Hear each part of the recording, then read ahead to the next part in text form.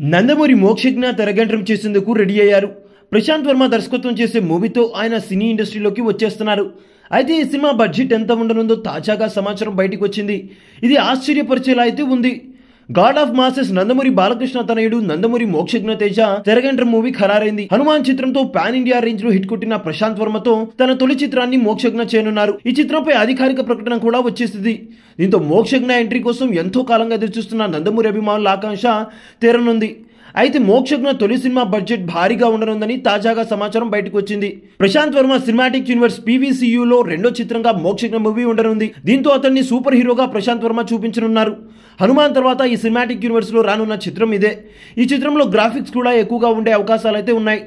Mokshagna Prashanth Varma combination లో రానున్న ఈ చిత్రం బాలయ్య వారసులు ఎంట్రీ ఇస్తుండటంతో ఫుల్ క్రేజ్ అయితే ఉండడం, ప్రశాంత్ వర్మ సిద్ధం చేసిన సబ్జెక్ట్ పై నమ్మకం ఉండటంతో ఈ మూవీకి ఈ స్థాయిలో ఖర్చు చేసేందుకు నిర్మాతలు సిద్ధమయ్యారని ఇండస్ట్రీ వర్గాల టాక్. త్వరలోనే ఈ సినిమా షూటింగ్ కూడా మొదలవుతుంది.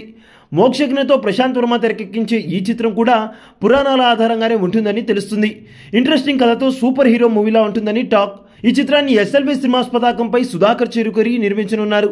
లెజెండ్ ప్రొడక్షన్స్ బ్యానర్ పై బాలకృష్ణ కూతురు నందమూరి తేజస్విని సమర్పించనున్నారు. నందమూరి మోక్షజ్ఞ పుట్టినరోజు సందర్భంగా సెప్టెంబర్ 6న ఈ చిత్రంపై అధికారిక ప్రకటన వచ్చింది. సింబా వచ్చేస్తున్నారంటూ ప్రశాంత్ వర్మ ఓ పోస్టర్ తీసుకొచ్చారు. ఈ చిత్రంలో నటించే నటీనటులు, టెక్నీషియన్ల వివరాలను మూవీ టీం త్వరలో వెల్లడించే అవకాశం అయితే ఉంది. తేజ సజ్జా హీరోగా ప్రశాంత్ వర్మ తెరకెక్కించిన హనుమాన్ సినిమా ఏడాది జనవరిలో వచ్చి పాన్ ఇండియా రేంజ్ లో అద్భుతమైన హిట్ అందుకుంది. 40 కోట్ల రూపాయల బడ్జెట్ లోపు తెరకెక్కించిన ఈ చిత్రం సుమారు 350 కోట్ల రూపాయల కలెక్షన్లు రాబట్టి బ్లాక్ బస్టర్ అయింది.